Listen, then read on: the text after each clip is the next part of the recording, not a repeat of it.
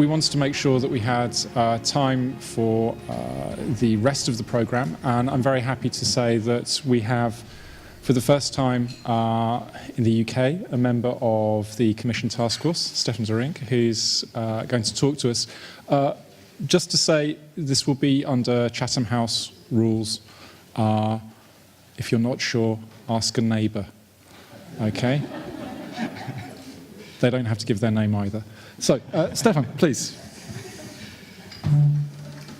Thank you, Simon, and thank you to UK and a Changing Europe for inviting me. I think it's extremely valuable to have this independent research facility on the EU and the UK.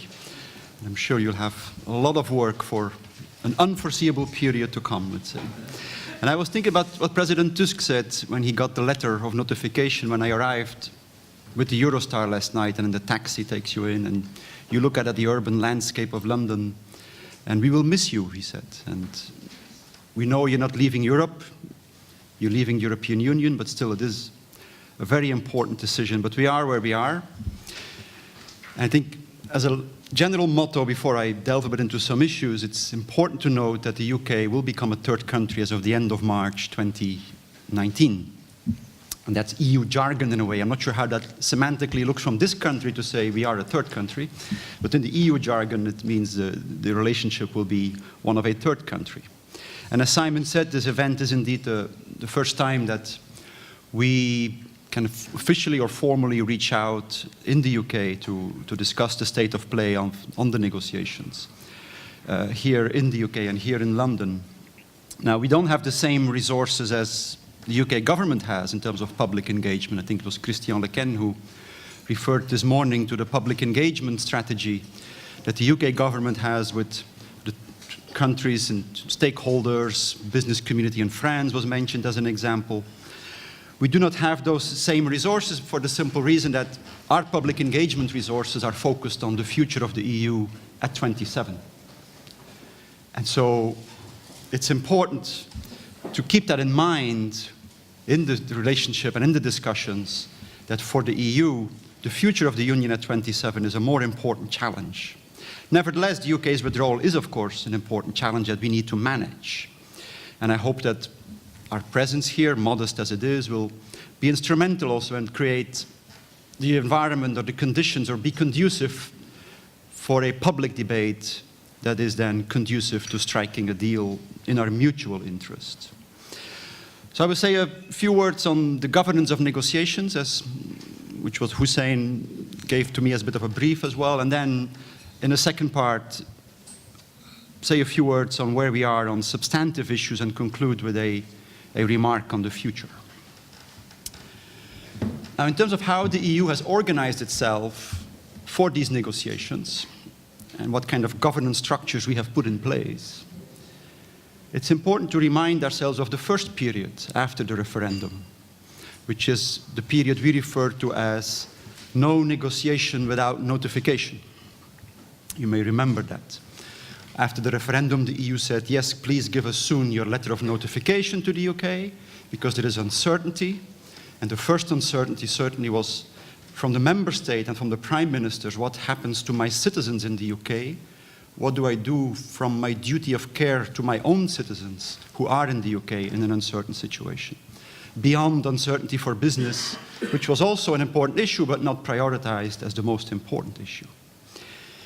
It was right from the EU to take a prudent approach during those 9 months and to stick to the no negotiation, no notification, no negotiation. Because it was the task of the UK government in the first place to decide where the direction of travel was, what the referendum result meant, and how that had to be translated. Indeed, it was also the task of the UK Parliament to eventually do so. Because that was a decision the UK unilaterally took, as Jean-Claude Perry said just before lunch, and so it's the UK's sovereign decision to leave, which needs to be then translated into what it means. And we know now that it means that the UK is leaving the customs union and is leaving the single market. In that first period, there was a lot of talk from the UK government of let's just strike a political deal on the citizens. We know it's your priority, it's also our priority, and that was right. And I think the intention behind that was noble. But it was impossible to strike a political deal on citizens. And it was not very productive to say that we had to do that, because as some people said this morning, and I noted a few, but so many people said it, Eva and Alena, we're a rules-based organization, we're based on law. We're now 5 months into negotiating citizens' rights, and we're not there yet. We need to have precise definitions of law, of enforcement to guarantee the citizens' rights. So it was impossible to do what the UK government was asking us at that time, to strike a political deal to guarantee, say, the right to stay, which I don't think anyone has ever questioned. Now, that period was also the period where we set up the institutional structures and the ways in which we work. This no notification period gives indeed a few months, and President Juncker appointed Michel Barnier in July, a few weeks after the referendum result. And he subsequently, in December, became the chief negotiator for the European Union. He took office in October. And part of the idea why President Juncker decided to appoint Michel Barnier was that he hoped that the Commission would, by doing so, become the chief negotiator, which is indeed what had happened. That was uncertain at that time. But also within the Commission to make sure that the Brexit issue is ring-fenced to a small team of people under the guidance of Michel Barnier, so that the departments of the Commission, the commissioners, the vice presidents of the Commission can focus on their task, which is the integration of the Union at 27. So it means that Vice President Dombrovskis, while of course he is involved and gives input on the Brexit issue, he works on financial services at 27, the future of the banking union and of the capital markets union.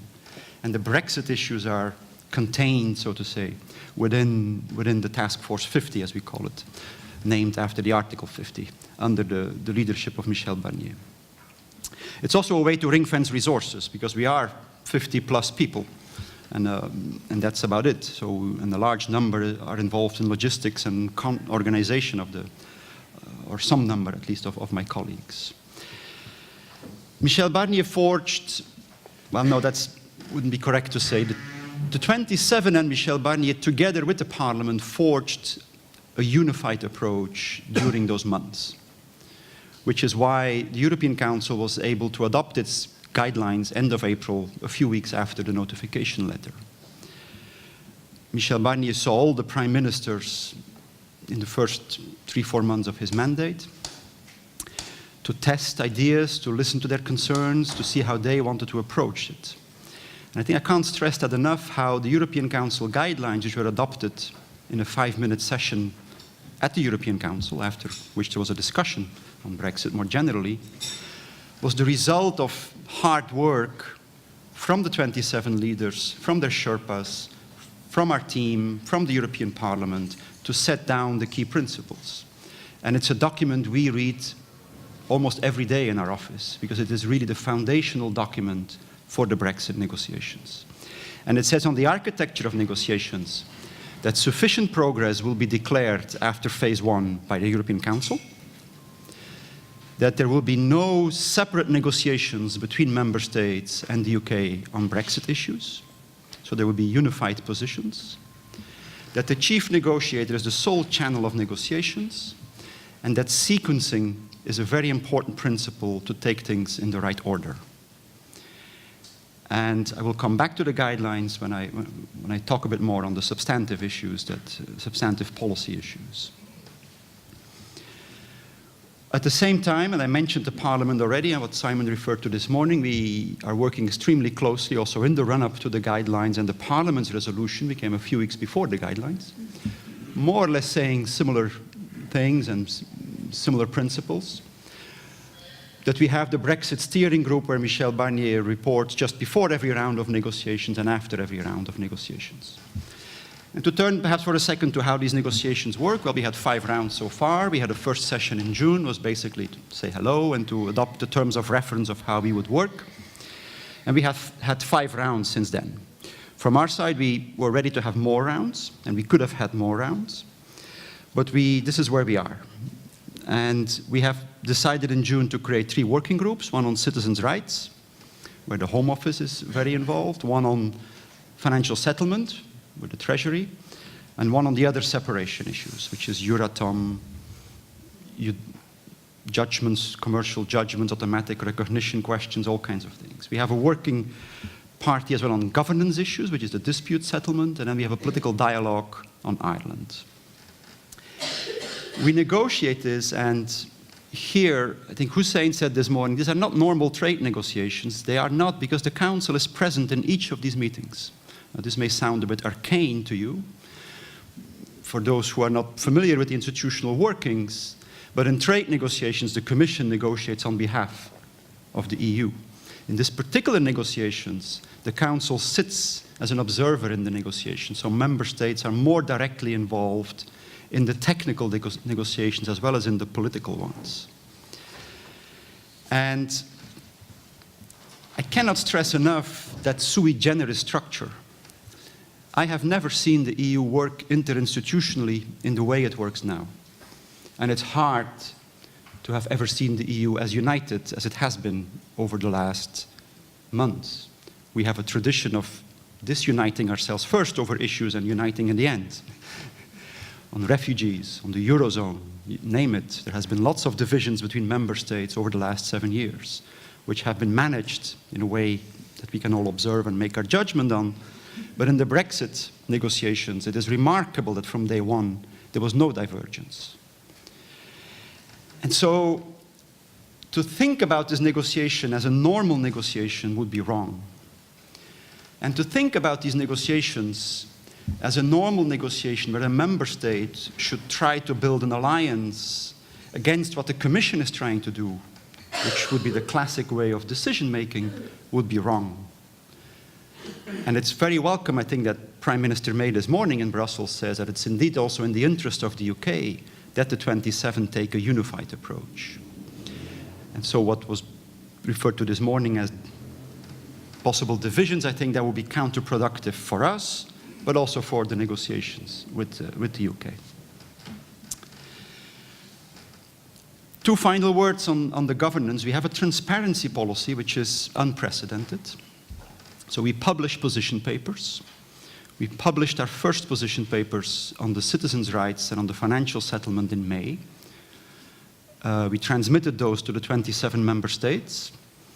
We discussed with the 27 member states in what is called the Council Working Party, which is the heart of technical discussions on Brexit between the Commission's negotiating team and the 27 Brexit delegates of the member states. And so then we transmit that paper to the UK once we have gone through that process of exchanging views with the member states. We hope in the future to be able to publish text proposals on draft agreements, non-papers, but we haven't gotten to that stage yet.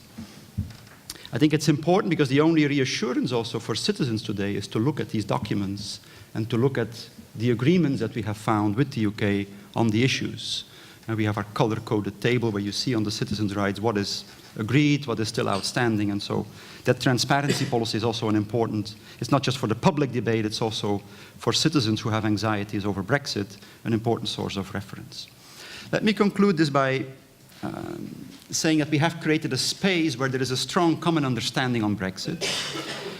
And some in the UK media especially have mistaken some recent discussions for cracks and internal divisions and the start of the breakdown of the unity, and is Michel Barnier on the same line? I think it would be wrong to mistake discussions on the best approach forward for the next months with cracks in the unity of the 27. It seems to me that some UK media have been led also to that conclusion sometimes. If I can, it's of course their responsibility, but in terms of, it's normal for us to have that space for discussions between the 27. So, on the substantive issues, if I have a bit more time, we can take a few more minutes. I'll say a word on sequencing in a while, but let me just focus on the three key issues on which we have worked constructively with a problem-solving mentality on both sides, I would say, a problem-solving attitude on both sides so far. And we put clear EU position papers on the table and talked them through with the 27, as I said, and then with the British. And on the British side, we have an extremely professional civil service. Someone referred to this morning to this unfortunate photo that went around where Michel Barnier sat with a stack of papers. I should stress that there was a briefcase under the table on the other side, and there was an iPad in the hands of one of the British assistants, and I think an iPad can contain many more documents than what Michel Barnier had in front of him. So, but symbols matter, I guess, and that's just how that went. Where are we on the three key issues? Citizens, financial settlement, and Ireland. On citizens, Prime Minister May's open letter yesterday summed up where we are. So good progress. Why such progress? Because we decided from the beginning to stick to EU law. We said, let's not open a Pandora's box to decide who is covered, what are the material rights we're going to discuss. Let's just take EU law and we work on that basis. And that's why we could make progress relatively quickly. Nevertheless, the threshold to get to the end of phase one is somewhere there, but it's not ahead of us.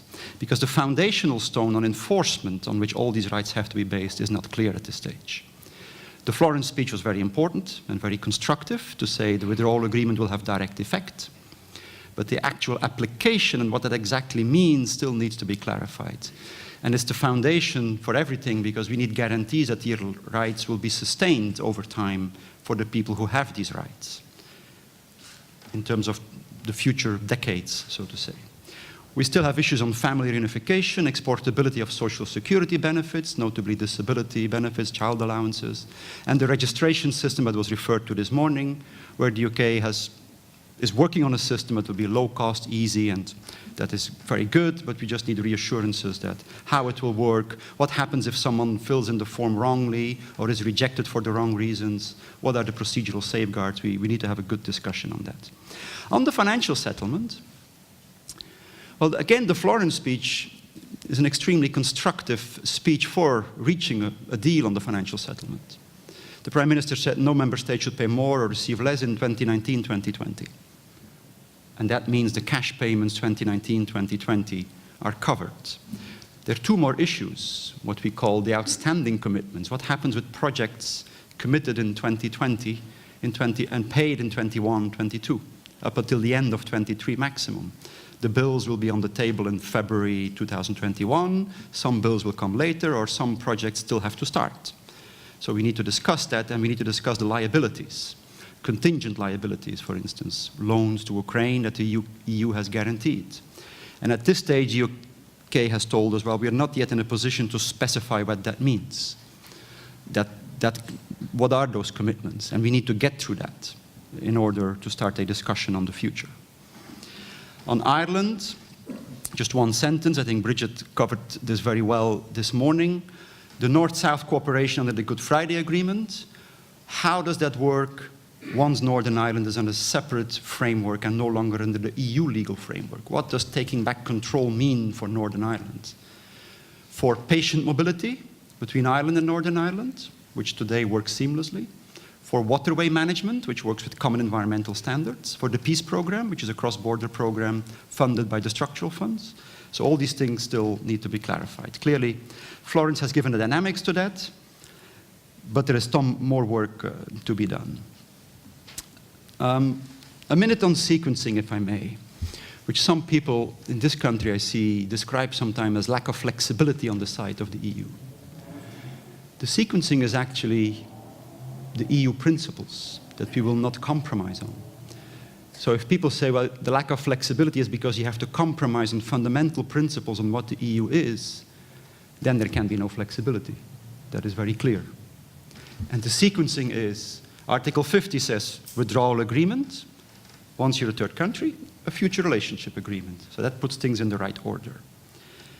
Uncertainty for citizens needs to be tackled first, but most importantly, I've heard the speaker said this morning, part of the financial settlement should be kept till the end because some of our liabilities need to be used to keep as many benefits as possible of the single market. Well, that will never happen. The obligations are obligations from the past. We first need to settle the obligations from the past before we can discuss the future relationship. How could we discuss a future relationship and a future treaty with a partner that hasn't told us what its obligations are under the current treaty that we have? We need an answer to that question before we can move to the discussion that would lead to a hopefully very ambitious constructive treaty for the future relationship. But we cannot do that as long as there's uncertainty of how the UK sees its obligations under the current treaties.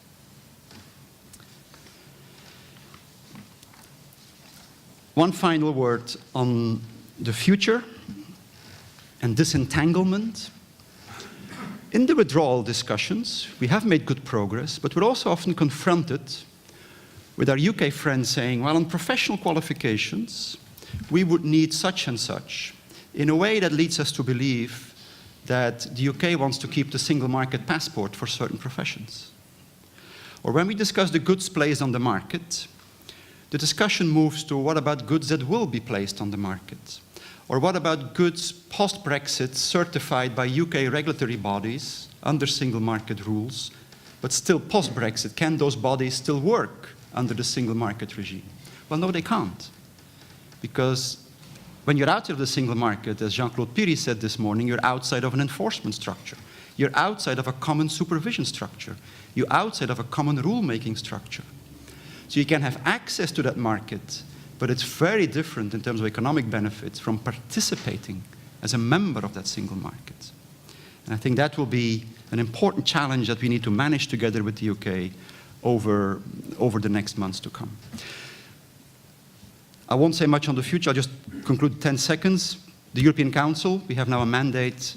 The Council has now a mandate with the EU Negotiator to start internal preparatory discussions on possible transition guidelines and on guidelines for the future relationship. So as of next Monday, our work changes a bit in the sense that we now move internally at 27 to a discussion on what a transition could be and what the future relationship could look like. Thank you. Thank you. Okay.